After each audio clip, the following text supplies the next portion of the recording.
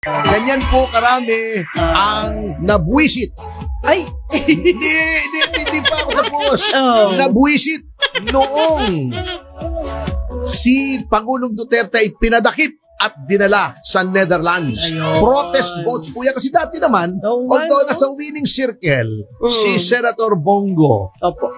hindi naman siya number one. Tama. Noong pinakita niya at ni Senator Bato ang kanilang lealtad Yes. or loyalty sa kay Pangulong Duterte, ay lumaki ang kanilang boto. Oh, yeah. Boto! Oh, yeah. Yun namang mga nagtraidor, hindi ko nasasabihin kung sino, ha? Ay lumiit ang mga boto. Ang mga boto lumiit. Kaya natalo sila, di ba? Dapat panalo sila eh. Nabawasan ang kanilang boto. Boto ha, boto. Paulit. Tulad ni Senator Bong Revilla, nabawasan ng boto.